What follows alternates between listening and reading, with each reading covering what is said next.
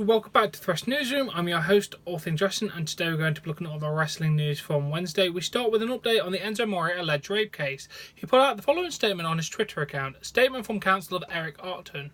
Over the last 2 days, Philomena Sheehan have made multiple public allegations against Eric Arton, also known as Enzo Amore in the WWE, including allegations of sexual misconduct concerning an October 2017 incident in Phoenix.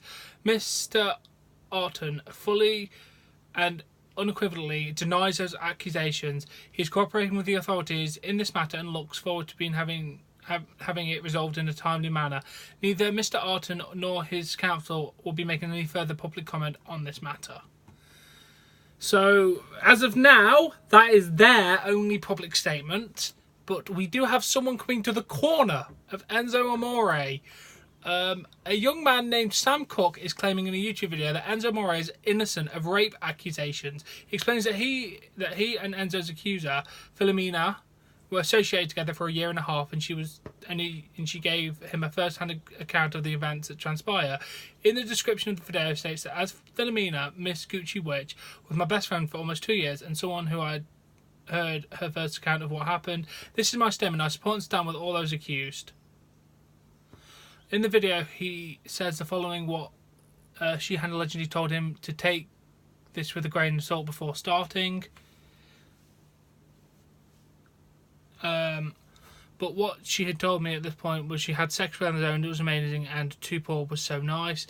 He wanted to explain some background information about the timeline of events, and he knew that them, and then showed text messages that were allegedly between Sheehan and a woman named Rachel. The messages, Sheehan told Rachel, I met Tupor and did coke with her, Tyler, and fuck their friend.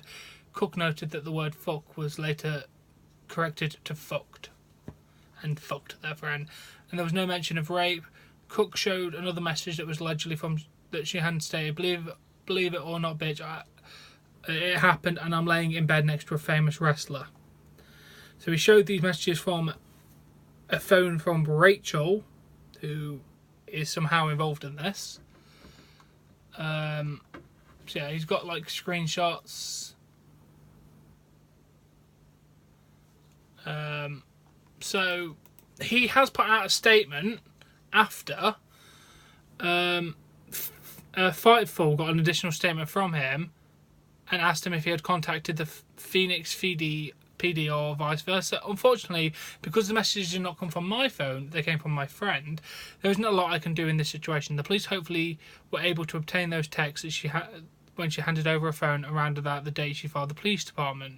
The detective working on the case went through Tupor to obtain the screenshots. I DM'd them to her when she asked for them, and I told her I would be more than willing to speak with the detective. As for the Philomena, Miss Gucci Witch has been in contact with me. She attempted to FaceTime call me yesterday before the video. I was so excited to tell me that she got on TMZ, and she asked my friend what was next for me, and I answered the phone call of her phone because I answered the phone call off her phone because I have Philomena blocked. Do I look good? I hope my makeup looked good. How's my hair? I'm going to be on television tomorrow. I'm so fucking excited. But she became super aggressive when I handed the phone and told her that what she did was wrong, and she told me I should go kill myself. I'm not lying to people, and then hung up. But she did post on her Snapchat about me saying that I leaked her phone number and address in the video, although if anyone watched they could clearly see her phone number and personal information was not mentioned. The entire situation is super messy. I feel gross for accepting this kind of attention, but at the end of the day, attention on my video can hopefully garner attention towards Enzo's innocence, as well as Tupor and Tyler Grosso, as well as the injunction Philomena has done for sexual assault survivors. Okay, so in his statement, basically there, with what he added, is basically that Philomena was bragging about being on TV, from what I can understand of that whole block of text. And former WWE star JTG gives his thoughts on the situation, saying, love him, hate him, you should never want to see a man's work hard, build a brand, live in his dream, and taken away from someone seeking 15 minutes of fame. Below, is the link that should prove Enzo's innocent. Spread the word and retweet. It's that guy's video. I am going to have to go on a little bit of a defence against JTD here. By saying, if you're going to do this to every person that's come out with an alleged rape case, then we're never going to have anyone come out. If this turns out to be false, then good on you for like stepping up for Enzo, and all good for these people. Right now, we've only got this guy showing some texts that were apparently from her, which we cannot fully verify if it even was her. Enzo's working with the police. She's working with the police. We'll just have to see where this goes. As of now, it's just a whole big mess of accusations. I'm hoping this can be resolved very quickly, and the liar in the situation, whether it be Enzo or the woman, hopefully faces the fullest extent of the law possible in this kind of situation. But that is my update a little bit then.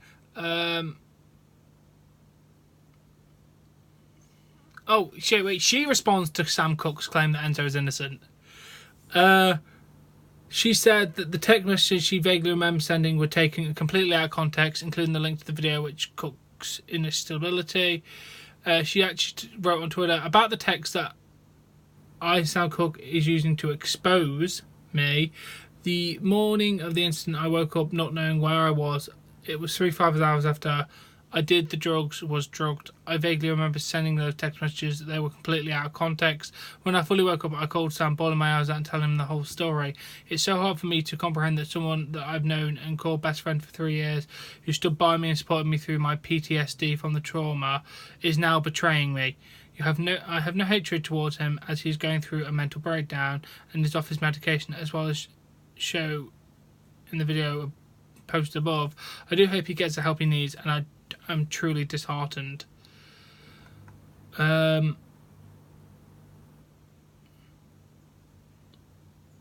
then my explanation of the text is trying to expose me with, I don't care if what you believe, I just wish to be heard. Oh bloody hell. Okay, so she's saying the text that she vaguely remembers sending while she was still under the influence of drugs were taken way out of context. Okay, well, with all that messy thing covered, can we get back onto the newsroom? We have the sad news that Samar Singh has revealed on Instagram that he tore his ACL and has had surgery to repair the damage. The recovery from this typical type of injury is 6 months, if not longer. He wrote on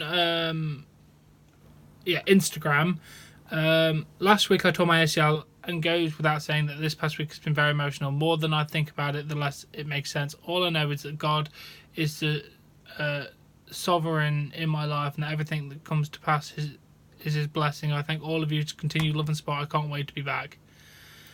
Fair point. Best luck to your recovery, dude. And then AZ Central announced that 2019 Royal Rumble will be taking place in Chase Field in Phoenix in January the 27th. The venue has 48,519 seats and is expected to be over 40,000 in attendance for the pay-per-view.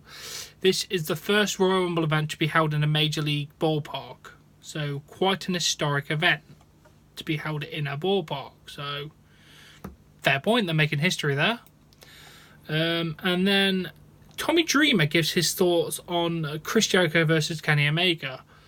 I think Chris Jericho is a pure genius. It's one of the best matches Kenny Omega has ever had. I thought it was better than Omega Okada, and I thought that was one of the best matches I've ever seen. I put that match against Ricky Steamboat versus Randy Savage, Ricky Steamboat versus Ric Flair, for Kenny Omega and Chris Jericho to top that, because it had emotion. I thought that was great. I actually can't disagree. It was a fantastically well played story, and it was a really good match. So we'll have to see. And then Matt Hardy sent out a tweet teasing the transition from Woken to Broken. Yes. He put out a tweet saying, I am I've had a very prolific prolific premonition.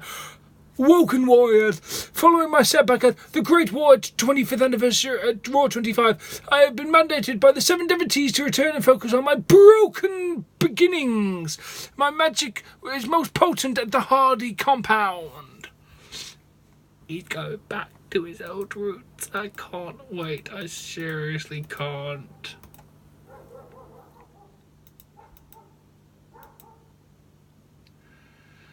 And then we go to the final thing, that this week's Mixed Match Challenge did 91,000 viewers, which was down from last week's 135,000 viewers. As of Wednesday morning, the video has 121 total views on Facebook. Maybe if it was worldwide, it would have got double the amount. But anyway, I got to watch it anyway and it was good. But yeah, anyway, that has been the Wrestling Newsroom. I do hope you've enjoyed it. I will cover all the Enzo story best I can. It was just a clusterfuck at the minute. But anyway, this has been the Wrestling Newsroom. I do hope you've enjoyed this. If you have, please give this video a like. Please support me on Patreon. Link in the description below. Subscribe to see more content and I'll catch you later.